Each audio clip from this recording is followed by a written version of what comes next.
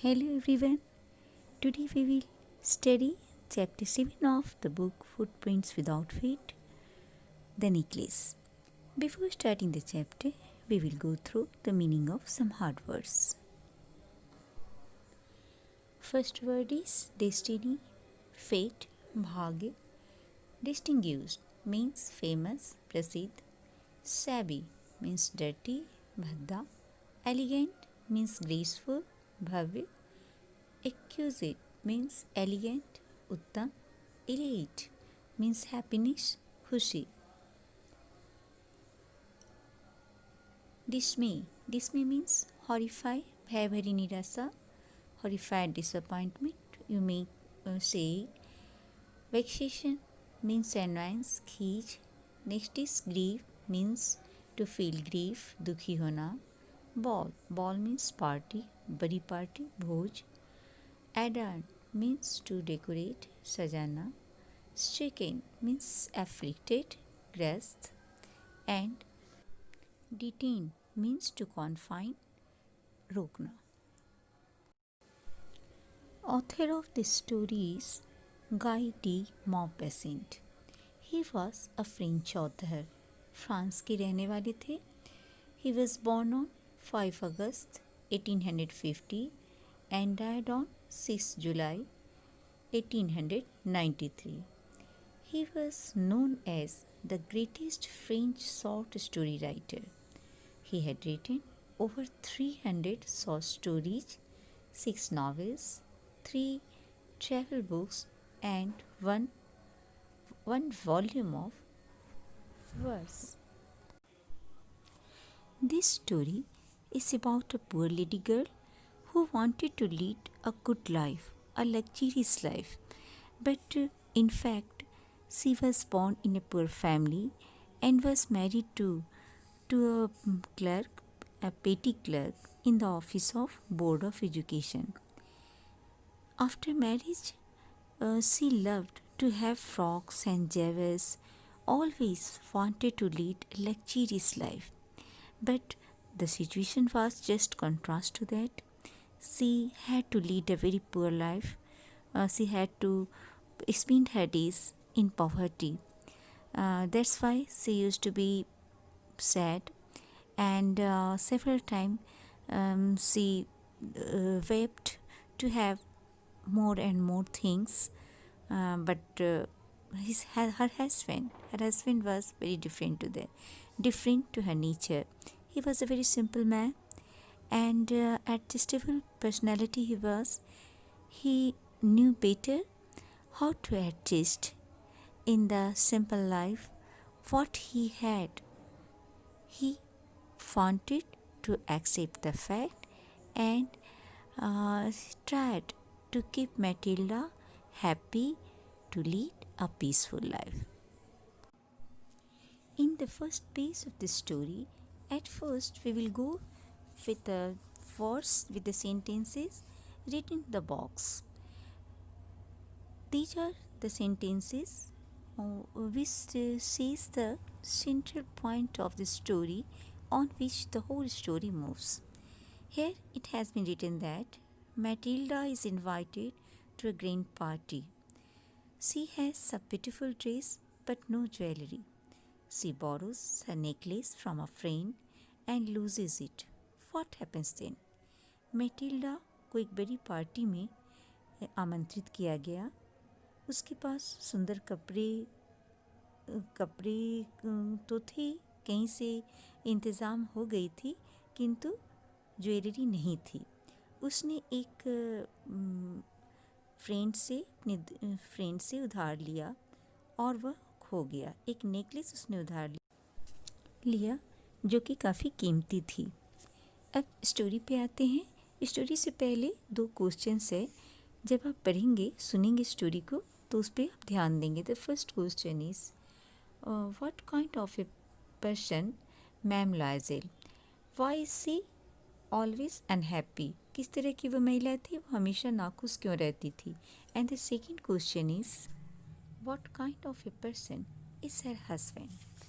Now the story. She was one of those pretty young ladies born as if through an error of destiny into a family of clerks. वह काफ़ी सुंदर लड़की थी। ऐसा लगता था मानो भाग्य की गलती से वह एक क्लर्क की फैमिली में पैदा हो गई थी।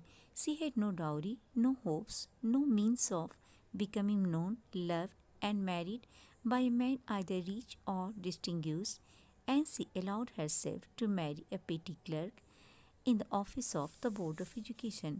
उसे कोई दहेज नहीं मिला, कोई आशा नहीं थी, नहीं पहचाने जाने के कोई अन्य साधन, जैसे किसी अमीर या प्रसिद्ध आदमी से शादी कर होना या फिर और भी इस तरह की कोई पहचान।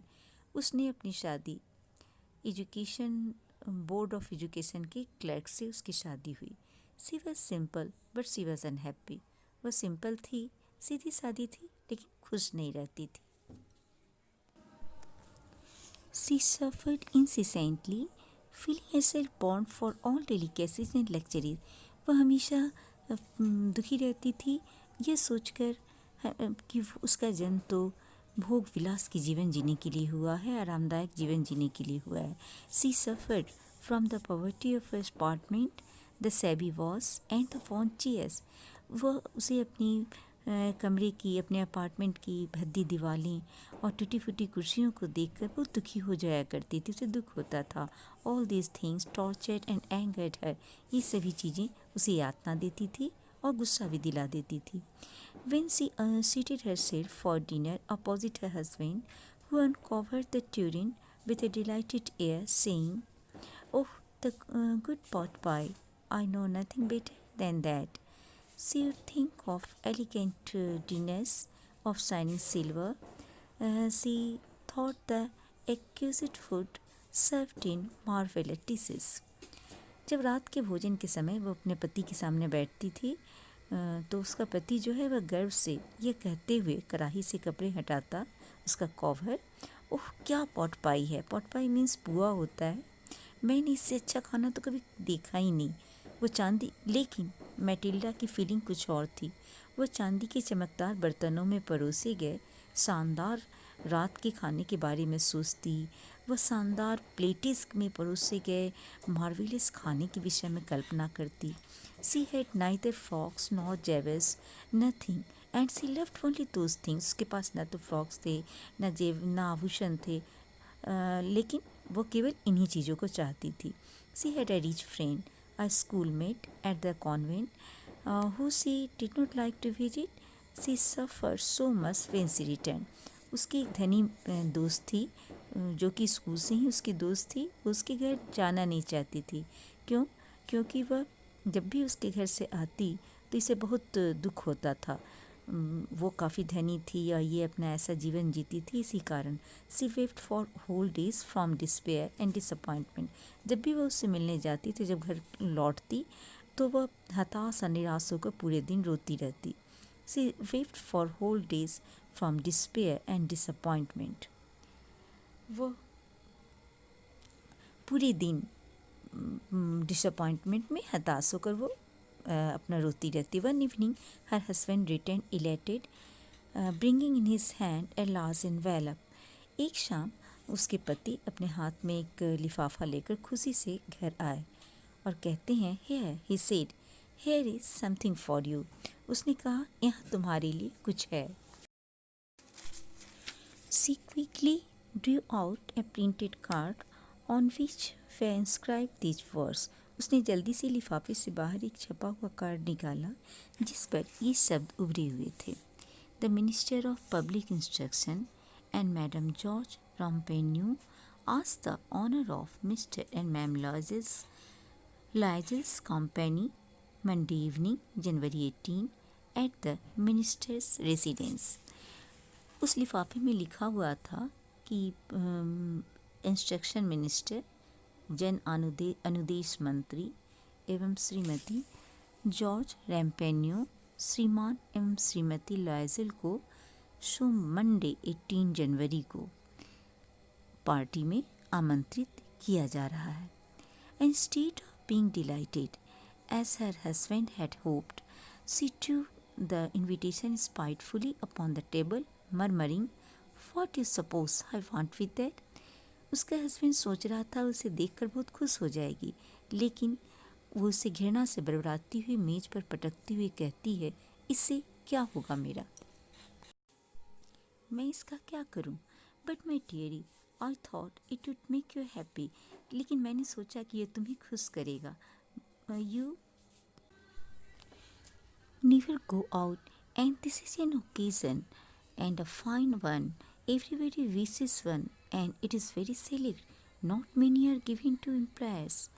तुम कभी बाहर नहीं जाती हो,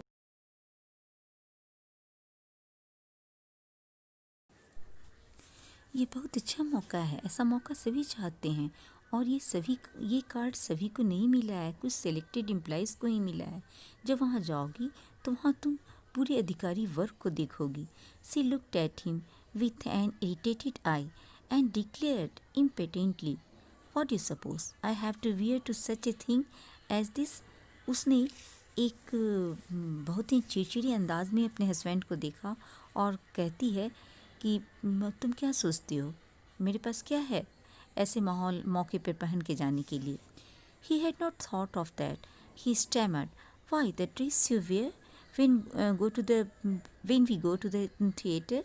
उसने इस बारे में नहीं सोचा था. फिर भी वह कहता है, वो ड्रेस भी तो है ना तुम्हारे पास जो पहन के हम लोग थिएटर गए थे, cinema. It seems very pretty to me. He was silent, stupefied in dismay at the sign of his wife weeping. वो तो बहुत अच्छा है, लेकिन जब वो देखता है कि उसकी वाइफ रो रही है तो वो बहुत भय से स्तब्ध रह जाता है. He stammered, what is the matter, what's the matter, क्या बात है. By a violent effort she had controlled her vexation and responded in a calm voice, wiping her moist cheeks, nothing.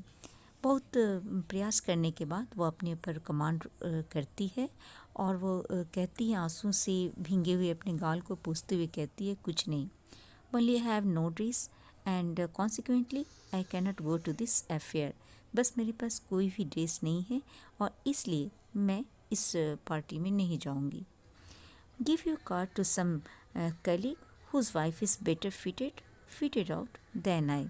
अपना कार्ड किसी ऐसे सहयोगी को दे दो जिसकी पत्नी को मुझसे अधिक समान है, वो मुझसे ज़्यादा फिट लग करेगी उस पार्टी में.